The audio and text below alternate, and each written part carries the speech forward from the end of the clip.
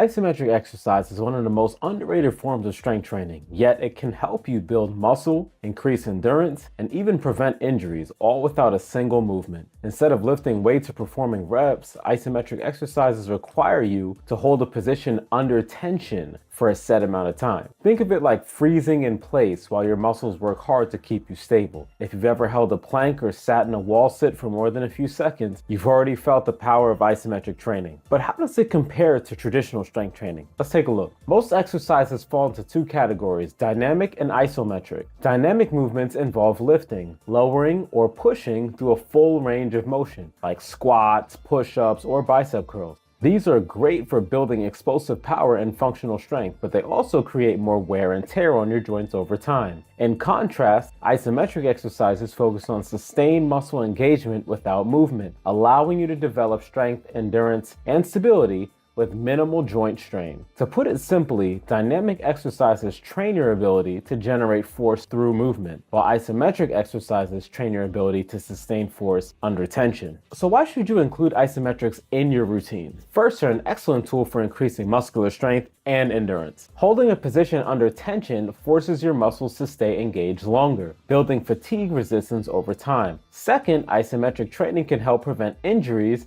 by strengthening stabilizer muscles and reinforcing joint integrity. This makes it a great option for athletes, rehab patients, or anyone looking to protect their body from wear and tear. Lastly, isometric exercises are incredibly convenient. You don't need a gym, equipment, or even much space, just your body and a little bit of time. Whether you're at home, traveling, or short on workout time, ISOs give you an effective way to maintain your strength. For beginners, starting with a few key isometric exercises can build a strong foundation. The wall sit is one of the best lower body isometric exercises, targeting your quadriceps, glutes, and your core. To perform it correctly, lean against the wall, lower yourself until your thighs are parallel to the floor, and hold the position without resting your hands on your thighs. A common mistake is arching the back or shifting weight onto the toes. Keep your weight centered and core engaged. Another staple is the plank, which builds core strength and stability. Keep your body in a straight line, engage your abs, and avoid sagging your hips or raising them too high. Finally, calf raise holds are great for building lower leg strength. Stand on your toes and hold the position, feeling the tension in your calves. For an extra challenge, try it on one leg or add weight. A beginner-friendly isometric workout routine could look like this: 30-second wall sit, 30-second plank, and 30-second calf raise, repeated for 2 or 3 rounds. As you progress, you can gradually increase the hold time or add resistance to make the exercises more challenging. For the calf raise, you can even go on one leg. Consistency is key though. Training 2 to 3 times a week can lead to noticeable improvements in muscular endurance, stability, and overall strength. To get the most out of isometric training, follow a few simple guidelines. Start slow and focus on quality over quantity. Holding a position for too long with poor form can do more harm than good. Form is everything. Make sure your body is properly aligned and engage the right muscles to maximize effectiveness. Holding your breath can create unnecessary tension, so focus on controlled, steady breathing throughout each hold. Finally, listen to your body. If an exercise causes pain beyond normal muscle fatigue, adjust your form or reduce the hold duration. So, are isometrics the missing piece of your training routine? Whether you're looking to build strength, recover from an injury, or just add variety to your workouts, this underrated training method could be a game changer. Now, before we go into isometrics and how they are linked up with the muscular system, we need to know about the muscular system. So let's get nerdy and talk exercise science. What is the muscular system? The body's muscular system is essentially the network of muscles throughout our body that enables movement, maintains posture, and supports various bodily functions. It comprises of 3 main types of muscles: skeletal, smooth, and cardiac. Skeletal muscles are what most people think of when they talk about muscles. These muscles are attached to bones by tendons and are under voluntary control, meaning you consciously decide to move them. They're responsible for all of your major movements, like lifting weights, running, and even simple tasks like typing or smiling. Skeletal muscles are striated, which means that they have a banded appearance under a microscope due to their structure of muscle fibers arranged in repeating units called sarcomeres. Smooth muscles are found in the walls of internal organs like the stomach, intestines, blood vessels, and even the skin. These muscles are involuntary, meaning they work without you having to think about it. They help with processes like digestion, blood flow, and regulating the size of your pupils. Smooth muscles are not striated, and they contract in a slow, sustained manner. Cardiac muscle is found only in the heart. Like smooth muscle, it's involuntary, but it has a striated appearance similar to skeletal muscle. Cardiac muscle cells are connected by intercalated discs, which allow for synchronized contractions necessary to pump blood effectively throughout your body. Together, these muscles make up the muscular system and work in concert with other systems like the nervous system and the skeletal system to keep us moving and functioning properly. Here are a few key points about the muscular system before we transition to its involvement with isometric. 1. Muscle fibers are the cells of muscles. They contain myofibrils, which are made up of repeating units called sarcomeres. Sarcomeres are the functional units of muscle contraction, where the proteins actin and myosin slide past each other to shorten the muscle producing force. 2. A motor unit consists of a motor neuron and the muscle fibers it innervates. When a motor neuron sends a signal, all the muscle fibers in that motor unit contract together. The size and number of motor units recruited determine the strength of the muscle contraction. 3. Muscle fibers can be classified as type 1 slow twitch or type 2 fast twitch. Slow twitch fibers are more endurance oriented and are used for activities like long distance running. Fast twitch fibers are more suited for explosive, powerful movements like sprinting or lifting heavy weights. 4. Muscles can adapt to various types of training. Resistance training leads to muscle hypertrophy through increased protein synthesis and the formation of new muscle fibers. Endurance training enhances the muscle's oxidative capacity, improving their ability to sustain prolonged activity. 5. When muscles are stressed during exercise, microscopic tears occur in the muscle fibers. The body repairs these tears through a process called muscle protein synthesis, where satellite cells, a type of stem cell, fuse to the damaged fibers, leading to muscle growth and increased strength. Essentially, the muscular system is a highly complex and adaptable network that enables you to perform everything from basic everyday activities to intense physical exertion, playing a huge role in overall health and fitness. Now, how exactly is that going to translate to isometric exercise? How do they interrelate? Let's get even more nerdy with it. When we hit those isometric exercises, we're basically contracting our muscles without changing their length. Think of it like pushing against a wall. You're generating force, but nothing's moving. This type of training can be broken down into yielding and overcoming isometrics, each giving your muscles a unique kind of challenge. Yielding isometrics are like holding a squat position halfway down. Your muscles are working hard to keep you in place, resisting gravity. This type of isometric contraction can help enhance muscle endurance and stability, as your muscle fibers are engaged continuously to maintain that position. It's like telling your muscles, hey, hold the fort. Your body's neuromuscular coordination gets a solid boost here. Now, with overcoming isometrics, which are a bit different, imagine you're trying to lift an immovable object, like pushing against a fixed barbell on a rack. Here, you're generating maximum force without actual movement. This form of isometric contraction is excellent for building maximum strength and power. Your central nervous system, or CNS, goes into overdrive,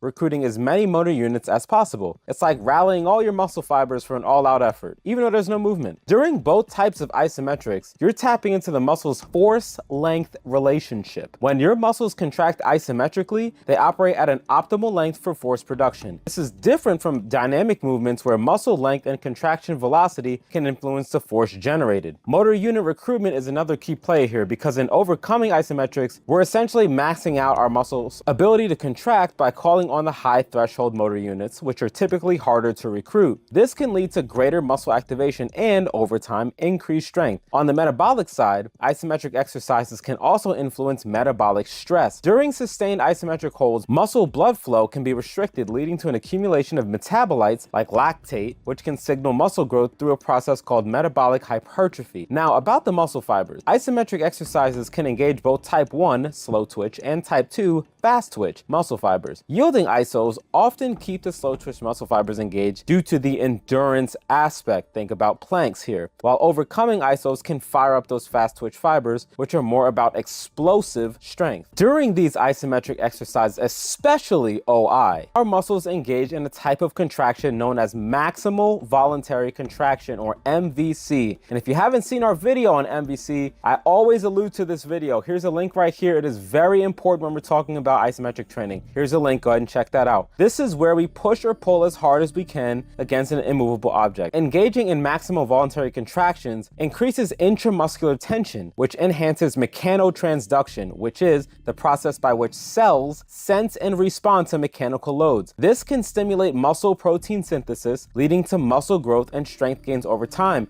One of the reasons why we still can gain size and strength with isometrics. And if you haven't seen our video on isometric hypertrophy, here's a link, go ahead and check that one out. Another aspect to consider is time under tension, or TUT. In isometric training, TUT is maximized because the muscle remains engaged for an extended period. This prolonged engagement can lead to greater metabolic stress and muscle fiber activation. The muscle fibers are held in a state of contraction, which promotes endurance and strength. Isometrics also play a significant role in joint stability. By strengthening the muscles around the joint, isometrics can enhance joint integrity and function, which is really important for stabilizing muscles such as the rotator cuff and the shoulder or the muscles surrounding the knee. Having this enhanced joint stability can prevent injuries and improve overall movement efficiency. Tendon stiffness, another factor influenced by isometric exercises, involve the tendons which connect muscles to bones, and they will become more resilient through isometric training. Increasing tendon stiffness improves the efficiency of force transfer from muscle to bone, which is absolutely critical for explosive movements and overall athletic performance. One of the reasons why I've mentioned many times on this channel why athletes need to be performing OI on the regular. Neuromuscular efficiency is also improved with isometrics. This refers to the ability of the nervous system to effectively recruit muscle fibers to produce force. Isometric training enhances the brain-muscle connection, leading to more precise and powerful movements. Over time, this can result in better performance in dynamic exercises and sports activities. The skeletal system serves as the foundation of the human body, a complex structure that allows us to move, protect our internal organs, and perform various daily activities. Comprised of 206 bones in adults, the skeletal system is an intricate network of bones,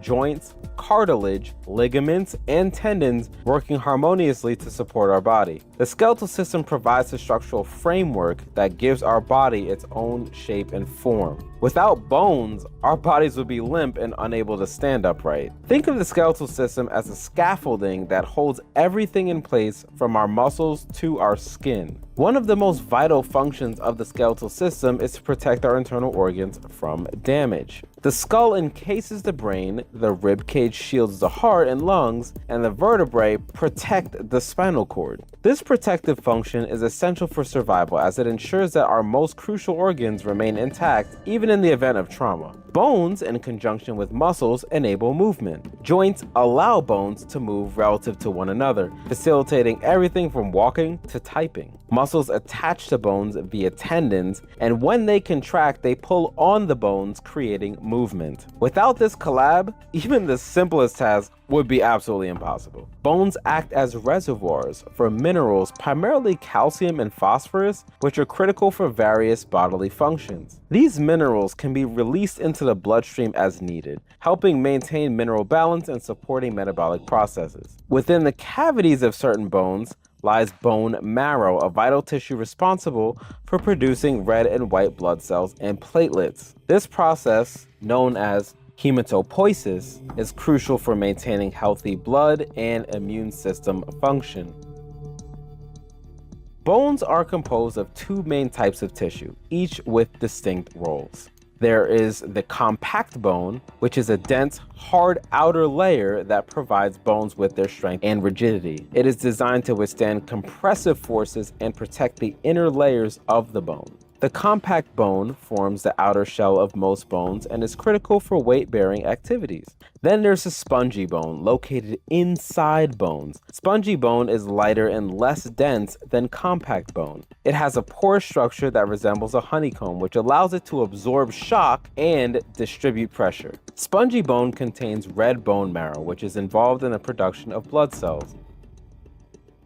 The human skeleton can be categorized into several types based on the shape and function of the bones. Long bones are longer than they are wide and are primarily found in the arm and legs. Long bones are crucial for movement and support the weight of the body. Then there are short bones, which are approximately as long as they are wide, providing stability and support with little movement. They are designed to bear weight and absorb shock. Then there are flat bones, which are thin and typically curved, such as the skull, ribs, and scapulae. Flat bones protect internal organs and provide a surface for muscle attachment. Next, we have our irregular bones, which have complex shapes that do not fit into the other categories. They often have specialized functions like protecting nervous tissue and supporting multiple joints of attachment for muscles. Sesamoid bones are small, round bones that are embedded within tendons. These bones protect tendons from stress and wear, enhancing the mechanical advantage of tendons. Bone maintenance and development are orchestrated by three main types of cells: osteoblasts, which are responsible for the formation of new bone tissue. They also synthesize and secrete the bone matrix, which mineralizes to become new bone. Osteocytes, which are mature bone cells that originate from osteoblasts. They maintain the bone matrix and communicate with other bones to regulate bone health and remodeling. Then there are the osteoclasts. These large cells break down bone tissue, a process known as bone resorption. Osteoclasts help in bone remodeling and repair by removing old or damaged bone, allowing osteoblasts to create new, healthy bone. Now, how exactly do isometrics fit in all this? Such a famous question on our channel. Let's start with what they are. Isometric exercises, which involve contracting muscles without changing their length, offer significant benefits to the skeletal system in particular. Here's how. It offers mechanical stress because when muscles contract during isometric exercises, they apply force to the bones through their attachments. This mechanical stress stimulates osteoblast activity, leading to increased bone formation and density. Weight-bearing isometric exercises like planks or squats are fairly effective in this regard. This is a big deal because bone density tends to decrease with age, leading to conditions like osteoporosis. By incorporating isometric exercises into your routine, you can help maintain or even increase bone density, reducing the risk of fractures. Then there's mineral density. Regular isometric training enhances the deposition of essential minerals such as calcium and phosphorus into the bone matrix, making the bones more robust and less susceptible to fractures. So this is a big deal, especially if you're older. This process is absolutely vital for maintaining the structural integrity of bones. The increased mineral density not only strengthens bones, but also makes them more resilient to daily wear and tear. Iso exercises also play a huge role in enhancing joint stability and health. We've made many videos on this topic, especially when it's about ligament and tendon strength. These static holds in isometric exercises improve the strength and resilience of those. The increased strength contributes to better joint stability, reducing the risk of injuries. Stronger ligaments and tendons mean that joints are better supported, which is particularly important for preventing conditions like sprains and strains. It's also going to increase your cartilage health because by maintaining static contractions, these exercises will nourish the cartilage in your joints through improved blood flow and synovial fluid circulation. The nourishment is essential for maintaining healthy, functional joints. This healthy cartilage acts as a cushion between bones, preventing friction and allowing for smooth movement. Enhanced blood flow and fluid circulation from isometric exercises will help keep cartilage healthy and reduce the risk of joint-related issues.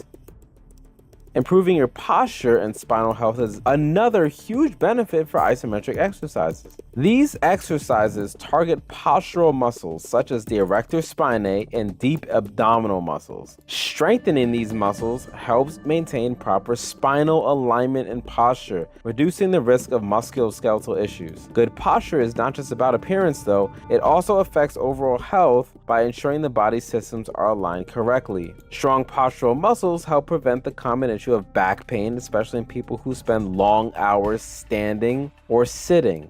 Exercise like planks and isometric holds engage the core muscles, providing better support for the spine and enhancing overall stability. A strong core is essential for maintaining balance and stability during various activities, from everyday tasks to athletic performance. By engaging the core muscles through isometric exercises, you can perform spinal support and reduce the risk of injuries related to poor posture. These exercises are often used in rehabilitation and injury prevention due to their controlled and low impact, keywords, nature. For individuals recovering from injuries, iso exercises allow for the muscle activation and strengthening without putting undue stress on the injured area. This controlled approach aids in gradual recovery and rebuilding of strength. Isometric exercises can be particularly beneficial for those recovering from surgeries or injuries that limit their range of motion. By allowing for muscle engagement without excessive movement, these exercises can help prevent muscle atrophy and promote healing. By enhancing muscle strength, joint stability, and bone density, Lastly, isometric exercises reduce the likelihood of injuries. Stronger muscles and stable joints are less prone to strains, sprains, and fractures. Regular incorporation of isometric exercises into a fitness routine can build a resilient musculoskeletal system capable of withstanding the demands of daily activities and athletic endeavors. This proactive approach to injury prevention can help maintain long-term health and fitness. Now, we talked about the skeletal system and isometrics in depth, but what about the neurological system and how it functions with isometric training? Overcoming isometric training is more than likely the best way to develop neurological strength. But what is that, and why would we even want that? Well, neurological strength refers to the strength and efficiency of the nervous system, which is responsible for transmitting signals between the brain and the rest of the body. It's really important for many aspects of physical performance, including muscle strength, coordination, and balance. There are several ways to improve neurological strength. First will be resistance training. Okay, so lifting weights or using other forms of resistance training can help improve neurological strength by increasing the strength and efficiency, keyword efficiency, of the muscles and the connections between the muscles and the nervous system. Then we've got plyometric training. I feel like this was the dark horse. Plyometric exercises, which involve explosive movements like jumping, can help improve neurological strength by increasing the speed and power of muscle contraction. Okay, and that's going to lead to the very last one. But before that, balance and coordination exercises that challenge balance and coordination, like Tai Chi and yoga, are going to help improve neurological strength. Why? How? Right? By strengthening the connections between the muscles and the nervous system. Okay. Mental training, because some research suggests that mental training techniques such as mindfulness and meditation can help improve neurological strength by strengthening the connections between the brain and body. And lastly, kind of like the hint from the plyo, okay? Increasing the speed and power of muscle contractions, like we mentioned in the plyometric training about 30 seconds ago. Overcoming isometric training, OI is really about is increasing the power of muscle contractions. And if you haven't seen our video on overcoming isometric training and if it makes us slower or faster, here's a link right here. Go ahead and check that out. Really important to understand that before we move forward, because once you do, you kind of realize that overall, improving neurological strength really can help improve physical performance, reduce the risk of injury. Also, it's also important to incorporate a variety of exercise and training methods into our routine to help improve neurological strength. Now, going into isometric training, we know that ISO training involves holding a muscle or muscle group in static position for a period of time. When we hit these ISO exercises, guys, our muscles are contracting and producing force. When it's OI, it's at the highest end of the force velocity curve. This is the maximum amount of force that our body can produce, and there is still no movement of the joint. By using overcoming isometric training, we are increasing the intensity of the muscle contractions to its utmost limit and forcing the nervous system to work harder to produce and maintain the force. This can help improve neurological strength by strengthening the connections between the muscles and the nervous system and increasing the efficiency, there's that word again, of the nervous system in transmitting signals, guys. Additionally, isometric training can really help improve neurological strength by increasing muscle strength and power. When we perform ISO exercises, our muscles are forced to work against a fixed resistance, which can help increase muscle strength and power. This can then translate into improved performance in activities that require that same strength and power, okay? Specificity, like jumping or throwing. So overall, OI can be a very powerful way to improve neurological strength and physical performance. It's also important to incorporate a variety of other exercises into it as well. But can you start to see how important that is? Here's an example, okay? We know that when we are performing an isometric exercise, our muscles are contracting, we're not moving through the range of motion. We know this. This type of contraction requires the activation of multiple muscle fibers, though, which can lead to an increase in muscle strength and endurance.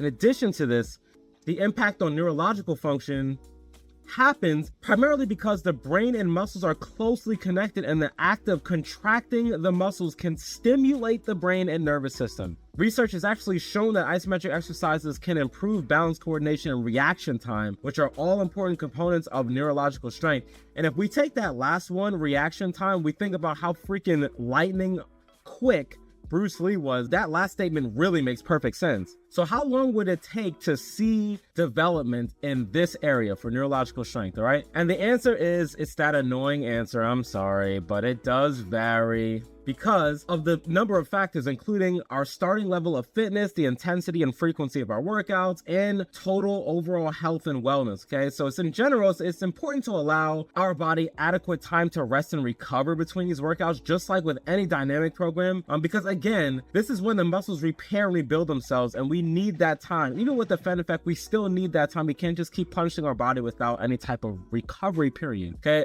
But when we do it right, it's going to lead to increased strength and endurance. We also should make sure that, because of just like any other exercise program, it's important to start slow, right, and gradually increase the intensity and duration of our workouts. Even with this, if our goal is neurological strength, as our body becomes stronger and more accustomed to the demand of these exercises, because if you've ever done OI, it's really, really demanding. It might seem like somebody's just grunting and stuff for 6 seconds. That is just not true. It's just freaking hard, all right? But there's a reason why. And it's also because it'll help to reduce the risk of injury and ensure that we are able to safely and effectively progress through our fitness journey. Isometric training is often seen as just static holds, planks, wall sits, and just like basic pauses. But if you're only using isometrics this way, you're barely scratching the surface. Beyond the basics, isometric training becomes a powerful tool for breaking strength plateaus, improving neuromuscular control, and maximizing power output. Unlike traditional concentric and eccentric movements, advanced isometric techniques allow us to target weak points with laser precision, build tendon resilience, and push our body past its usual limits, all without adding more weight. Doesn't matter if we're an athlete looking for an edge or somebody looking to refine their strength training, going beyond the basics of isometrics will change how we train. One of the biggest advantages of advanced isometric training is its ability to build raw strength and hypertrophy through techniques like overcoming isometric training, pushing against an immovable object with maximum force, or yielding isometrics, where we maintain a heavy load in a static position. These methods recruit a high percentage of muscle fibers, and they're going to enhance time under tension, which is going to lead to greater strength gains. Reinforcing tendons, ligaments, and joints is another overlooked benefit, because by training connective tissues under controlled tension, we reduce injury risk while making our muscles more resilient under heavy loads. For athletes and explosive movers, isometric training can be fine-tuned to increase power output, particularly in areas like sprinting, jumping, and combat sports, where quick force production is crucial. Beyond just holding a position, advanced variations target different muscle groups with specificity. Using strategic partial range isometric holds, like pausing just before a lockout in a squat or bench press, strengthens sticking points that typically cause failure. Time under tension, or TUT manipulation, is another key concept. Short max effort holds can build explosive strength, while longer duration holds increase endurance and muscle control. But the real game changer is combining isometrics with dynamic movements. Doesn't that sound familiar? A well-programmed routine may involve explosive jumps following a squat hold, or controlled push-up pauses before explosive reps, reinforcing both stability and speed. These methods aren't just for general fitness. They're used by elite athletes and powerlifters to generate peak strength at critical joint angles. When it comes to applying isometrics for specific goals, knowing how to structure them makes all the difference. For strength, heavy load yielding isometrics and overcoming isometrics are best. For endurance, long duration holds in difficult positions build resilience. For injury prevention and rehab, lower intensity static holds reinforce stability without excessive strain. However, execution matters. Poor form during long duration holds can lead to unnecessary joint stress. So proper alignment, core bracing, and gradual progression are key. The best part, isometric training is for everyone. Doesn't matter if you're an advanced lifter looking to push your limits or a beginner building foundational strength, the adaptability of ISOs make them a perfect tool for pretty much anyone. Now, stepping beyond the basics of ISOs means unlocking greater force production, better muscle control, and long-term durability. And if you're looking to stay in the fitness game for the long haul, that last thing I just said is huge. These techniques allow us to train harder while protecting our joints, build strength without heavy weights, and enhance athletic performance in ways conventional training often misses. The more we experiment with advanced isometric principles, the more we realize their potential for refining strength, reinforcing movement patterns, and even enhancing recovery. Now it's your turn to take action. Start incorporating advanced isometric techniques into your routine and watch the difference. Give it 90 days of full effort. If you found this breakdown helpful, be sure to drop a like, please comment, and if you're not yet part of the squad, hit that subscribe button. Come join the squad with us. And remember, strength isn't just about movement. True power lies in control. Master stillness and you'll master strength. We'll see you in the next one.